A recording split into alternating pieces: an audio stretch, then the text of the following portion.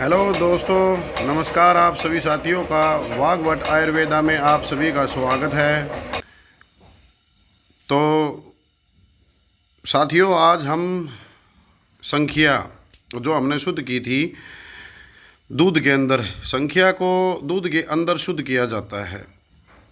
तो और हम इसको एक और हैं तरीका इसको शुद्ध करने का, शलगम का जूस। अभी तो शलगम आनी शुरू नहीं हुई है, 10-15 दिन में आनी शुरू हो जाएंगे। उसके बाद मैं अपना लाइव दिखाऊंगा किस प्रकार शलगम के जूस में हम संख्या को शुद्ध करते हैं। तो ये हमने बलौरी जो शीशानुमा संख्या है ना, वो ले ली थी।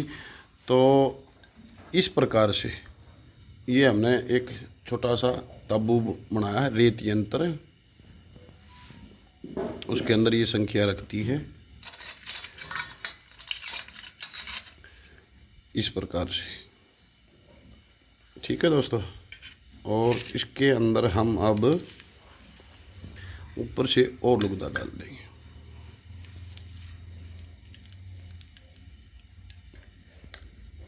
इसको हल्का हल्का दबा देना है ताकि संख्या बाहर उड़े ना।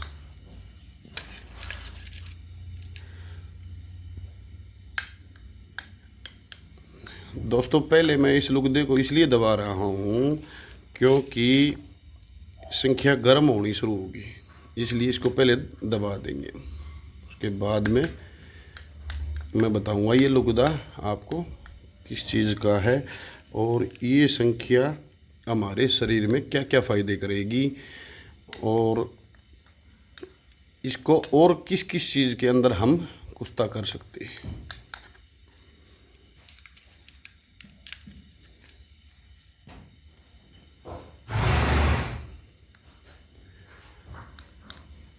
इस प्रकार से संख्या को इसके अंदर बिल्कुल अच्छे से दबा देना है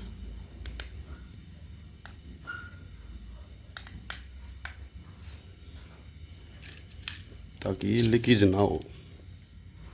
अगर ये लीकेज होगी तो ये निकल जाएगी।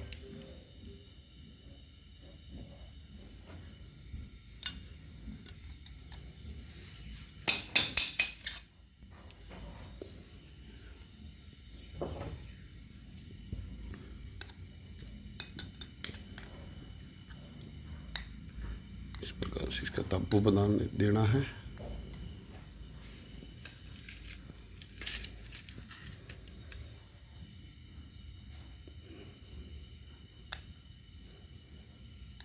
तो दोस्तों, इस प्रकार से हम इसको ताबू के अंदर रख देंगे और रेत को थोड़ा थोड़ा ऊपर तक लगा देना है ताकि ये बिल्कुल गर्म हो जाए जल्दी। थोड़ा सा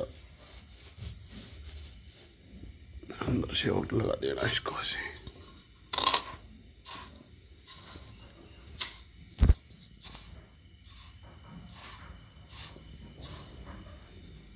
इस प्रकार से हमने रेत यंत्र पे इसका ताबू बना लेना है। तो अब चलते हैं दोस्तों, ये लुगदा हमारा किस किस चीज़ का है। तो दोस्तों, नंबर 1 बिलावे। बिलावे भी कौन से लेने हैं आपने, जो 10 से 15 दिन तक एलोवेरा के जूस के अंदर इनको छोड़ना है, फिर ये जूस पी के मोटे हो जाएंगे। उसके बाद में इसके साथ हमने जावित्री, ये हमने जावित्री ले रखी है और आधी का तो ये कुश्ता कर दी थी और ये और है आधा किलो, ये अलग रखी है। तो बिलावे और जावित्री को इकट्ठा पीस लेना है, या तो आप मोम दस्ते में भी कूट सकते हो और या फिर आप इसका ट्यूब में डाल के बिलावे को, ट्यूब को दोनों साइड से बंद करके और उस ट्यूब के अंदर इन बिलावों को कूटना है। क्योंकि बिलावे के अंदर जो ऑयल होता है दोस्तों, वो थोड़ा सा ख़तरनाक होता है, जो खाज खुजली इस प्रकार की हमारे समस्या पैदा करता है। जहाँ भी इसका ऑयल लगता है ना, वहाँ से फिर खारिश होना शुरू हो जाती है। तो बड़ा सावधानी से करना है और ये धुआं भी हमारी आँखों में नहीं लगना चाहिए, क्योंकि धुएं के अंदर भी जहर होता है। तो दोस्तों इसको लगातार हमने 4 से 4.5 घंटे 5 घंटे तक भी हम इसे पका सकते हैं। मंद धीमी आंच के ऊपर इसको पकाना है।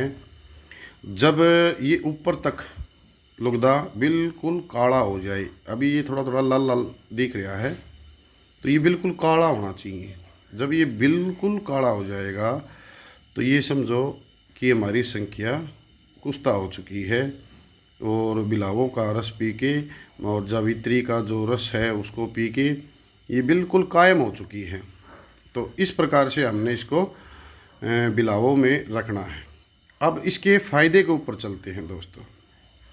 संख्या वैसे तो एक विष है, जहर है, और इसका प्रयोग हम डायरेक्ट रूप से कभी भी नहीं कर सकते, क्योंकि ये एक जानलेवा जहर है और बहुत समस्याओं को पैदा कर सकता है हमारे शरीर में। जब हम संख्या को कच्चा खा लेंगे या फिर बगैर शुद्ध किए, बगैर कुश्ता किए या भस्म किए अगर हम उसका सेवन कर लेते हैं तो दोस्तों संख्या को सबसे पहले शुद्ध करने के लिए हमें गाय का दूध चाहिए।